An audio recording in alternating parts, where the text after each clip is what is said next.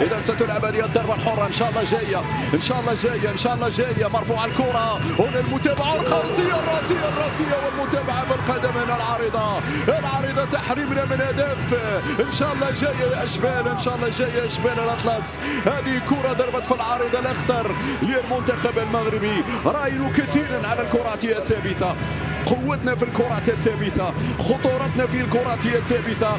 شفنا النماذج الشوط الاول، وهذا ابرز نموذج الكره اللي ضربت في العارضه. مره اخرى هنا اللي تمشي في منتصف الميدان ناحيه من استرجع الماليون، نقله في منتصف الميدان، البحث عن الحلول في الجهه اليسرى. رقم يا حمزه لا زالت صعبه، لا زالت صعبه، لا زالت صعبه، لا زالت صعبه. مرت سلامات والركنيه لفائده المنتخب المالي. ربع ساعة على بداية شوط المباراة الثانية. هذه الإعادة مرة أخرى. ديارة تلعب هذه الركنية مرفوعة داخل منطقة جزاء. عبد الحميد يراقب، عبد الحميد يبعد بالراس. طه برافو، تقديره ممتاز. 63 دقيقة هذه الإعادة مجددا. خطورة الكرة الماضية مرت بسلام على مرمى الحارس طه بن غوزيل. تلعب ضربة يتحصل على الرمية الجانبية، يلعب التماس هنا لمحمد رضوان. العرضية مرة جانبا، الكرة تمر جانبية. مشاهدينا الكرام، عبد الحميد مع اللي كاد يسجل هدف هذه الإعادة. رضوان استلمها ورضوان رفعها. خطأ من حارس المرمى لم يستغل من عبد الحميد المعلي. هذه الإعادة مجددا، الكرة كامية. تيا يمشي بها للجهة اليسرى، محاولة البحث عن الحل من الطرف الايسر. حمزة كوتون مرة ولا حمزة يراقب، حمزة ميمورش، حمزة خطيرة، والركنية بعد ذلك. الركنية لفائدة المنتخب المالي. مرت سلامات هذه الإعادة مرة أخرى على الكرة الماضية. المباراة التي لا تنسى بين المغرب وإسبانيا. إذن ستلعب الركلة الترجيحية الأولى مشاهدينا الكرام عن طريق تيا. مهما كانت النتيجة اليوم أنتم أبطال، مهما كانت النتيجة اليوم أنتم أبطال بحق، سواء تأهلتم إلى المباراة النهائية أو لمباراة الترتيب. قدمتم ما عليكم. الآن لحظات تركيز، ركلات ترجيح لازم فيها التركيز. حارس المرمى كذلك يلعب دور كبير جدا. البعض يقول لك ركلات ترجيح هي ركلات حظ، ولكن ركلات هي تكنيك كذلك، تخدم كذلك لا من الحراس ولا من اللاعبين. إذا يتقدم هنا لمالي مشاهدينا الكرام عن طريق اللاعب تيا. هذه الإعادة مجددا، تيا حطها في الشباك، الحارس اختار الجهة اليمنى. الآن الركلة الأولى للمنتخب المغربي. محمد رضوان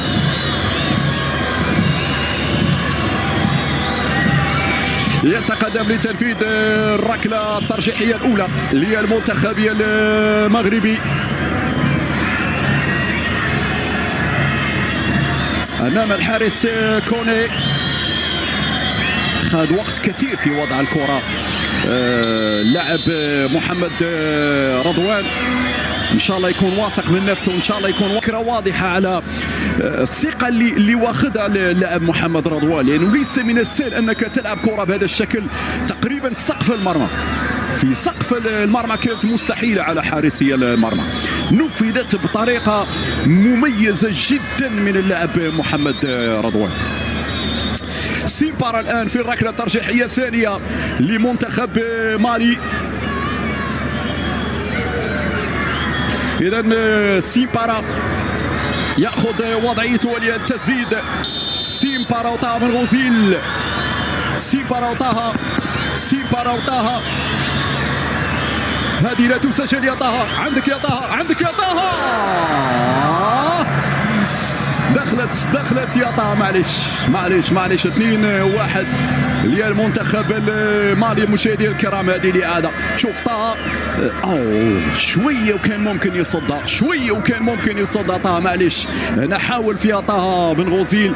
عموما مالي تتقدم مرة أخرى بهدفين مقابل هدف واحد. إذا الركلة الترجيحية الثانية للمنتخب المغربي.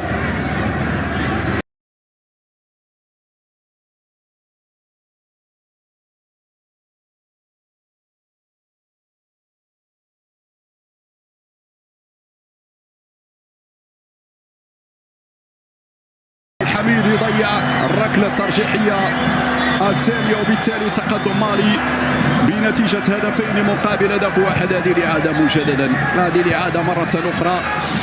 هنا مشال الحارس المرمى، مرت بمحاذاة القائم الأيسر، وبالتالي أول ركلة ترجيحية تضيع. عبد الحميد معلي إن شاء الله يرجعنا للتعادل. طه بن غوزيل.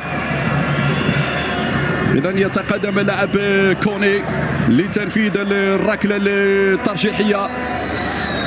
كوني يسعد لتنفيذ أمام طه بن غوزيل. حكم يعطي إشارة التنفيذ. كوني يتقدم يسجل 3 مقابل 1 الآن. شوف لما تضيع يصبح الفارق هنا واضح، خاصة أن مالي هو أول من نفذ ركلة الترجيح. هذه الإعادة مرة أخرى كامل التركيز، كل دقة كوني يوضع في المرمى. إذا من سينفذ الركلة الترجيحية الثالثة للمنتخب المغربي؟ يتقدم الآن اللاعب بختي لتنفيذ الركلة الترجيحية الثالثة. بختي يسعد لتنفيذ امام الحارس كوني. بختي يتقدم يضيع. صعبة الامور الان على المنتخب المغربي يا سعيد. صعبة الامور الان على بختي وعلى المنتخب المغربي. المدافع هنا من نفذ ركلة الترجيح. بختي والحارس يتصدى بهذه الكيفية. الركلة الترجيحية الرابعة الآن للمنتخب المالي.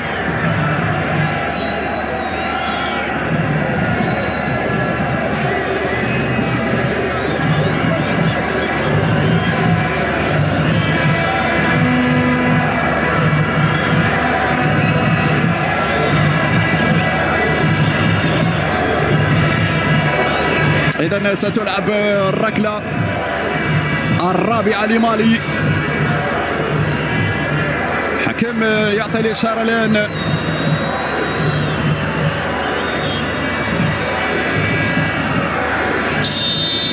إذا تجي الإشارة في هذه الأثناء. الركلة الرابعة يصد طه بن غوزيل. برافو، يصد طه بن غوزيل ويخلي بصيص من الامل للمنتخب المغربي. خلي بصيص من الامل للمنتخب المغربي. اول تصدي بالنسبه لطه بن غوزيل مشاهدينا الكرام. اول عمليه تصدي واول ركله ضايعه للمنتخب المالي. هنا الاعاده. ممتاز طه بن غوزيل، ممتاز. هنا القرار باتجاه الجهه اليسرى.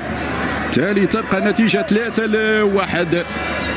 إذا 3-1 في هذه اللحظات. تلعب الركلة الآن لعناصر المنتخب المغربي. حموني يسعد لتنفيذ الركلة في هذه الأثناء. حموني يتقدم، حموني يسجل. نعم 3-2 في هذه اللحظات. 3-2. والآن الركلة الخامسة. هذه الإعادة مجددا. الكرة الماضية، الركلة الخامسة في هذه الأثناء.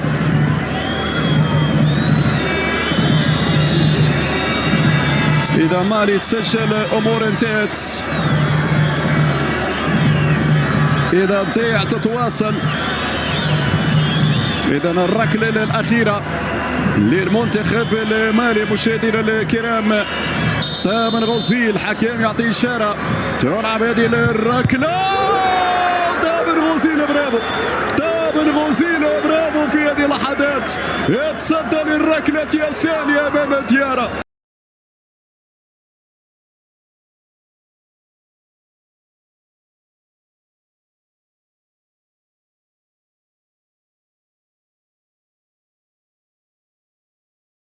خامسة لفائدة المنتخب المغربي. عبد الحميد أيت بودلال ياخذ الوضعية الآن لتسديد هذه الركلة. عبد الحميد أيت بودلال يتلقى الإشارة. أيت بودلال، أيت بودلال يسجل، أيت بودلال يسجل وتتعادل الأمور. هنا صار التعادل بين المنتخبين. نشوف عودة قوية للمنتخب المغربي، عودة قوية. برافو شباب، برافو شباب. الآن يتواصل هذا المسلسل المثير، مسلسل مثير جدا في ركلات الترجيح. عدنا من بعيد مشاهدينا الكرام، عدنا من بعيد بعد ما تم تضييع ركلتي جزاء، ولكن تامن غوزيل يتعملق، تامن غوزيل يتألق، تامن غوزيل مرة أخرى يعيد المباراة إلى نقطة الصفر. هذه الركلة الترجيحية الآن السادسة للمنتخب المالي. إذا المالي يتقدم لتنفيذ والدومبيا. الركلة السادسة لدومبيا في هذه اللحظات. إذا دومبيا يستعد للتنفيذ. تامن غوزيل ياخذ وضعه. دومبيا يتلقى الإشارة.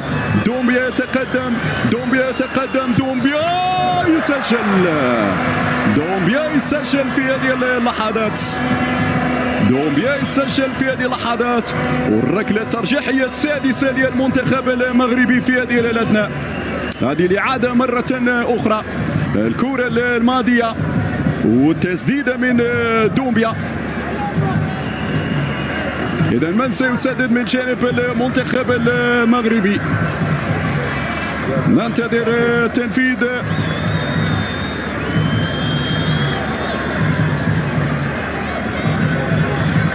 متوكل على ما يبدو في تنفيذ الركلة الترجيحية. بل وكتيبة محمد أمين كتيبة يتقدم، كتيبة يتقدم، كتيبة يسجل، كتيبة يسجل في هذه اللحظات.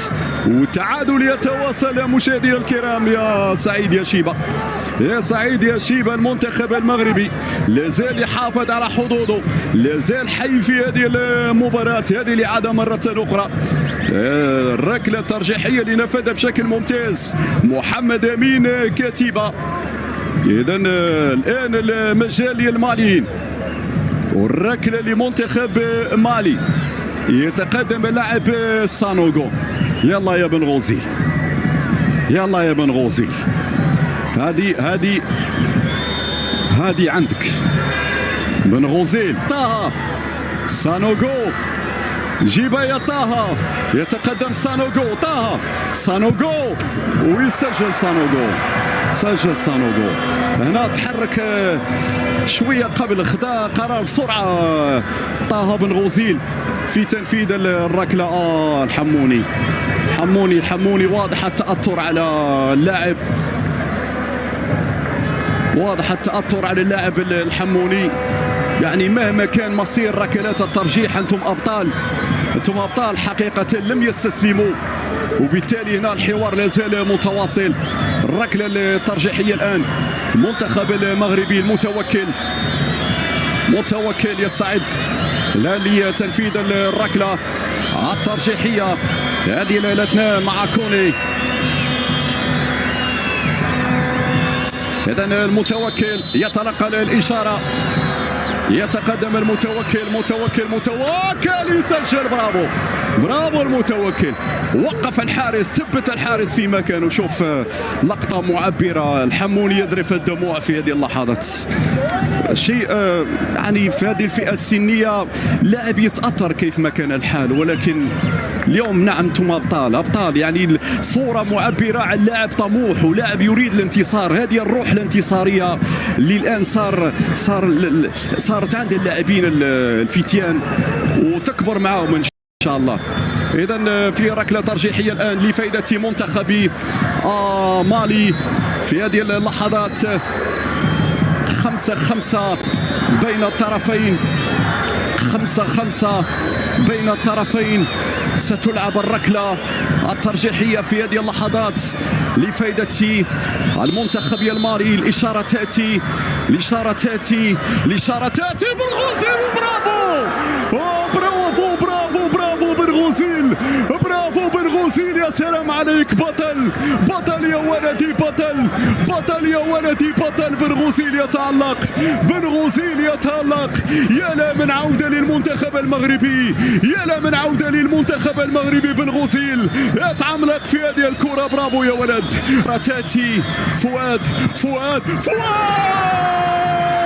يا فؤاد، يا فؤاد، برافو برافو للفتيان، برافو لأشبال الأطلس، برافو سعيد يا شيبة. منتخب يرفع الراس، منتخب أعادنا إلى ذكريات كأس العالم، منتخب أعادنا إلى ذكريات المغرب وإسبانيا. هذا المغرب، هؤلاء أشبال الأطلس على درب وخطى. أكيد السود الأطلس من قطر إلى قسنطينة، من الدوحة إلى قسنطينة. هناك مع ياسين عشنا أجمل اللحظات، وهنا عشنا معك يا بنغوزيل أجمل اللحظات. برافو لأشبال الأطلس، برافو سعيد شيبة. جابوها الأولاد، والله جابوها، جابوها الأولاد وفرحونا، جابوها الأولاد ورفعوا رؤوسنا، جابوها الأولاد وشرفونا. هكذا هم السود الأطلس، بل هكذا هم أشبال الأطلس. المغرب لا زال حيا في هذه البطولة، والمغرب سيتألق ويواصل المشوار. افرح يا سعيد، هذه ليلتك يا سعيد.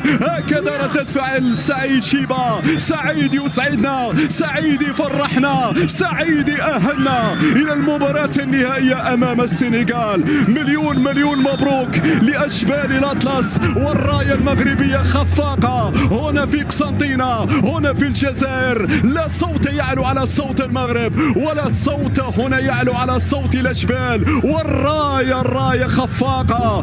فرحة كبيرة وهنيئة لكل المغاربة من طنجة العالية للقويرة العزيزة. المشوار يتواصل، والنهائي سيجمع المغرب مع السنغال. مرة أخرى مبروك، ألف مبروك. شكرا بهذه الصور، ودعكم على أمل لقاء بكم في فرصة قادمة بحول الله تعالى. إلى اللقاء.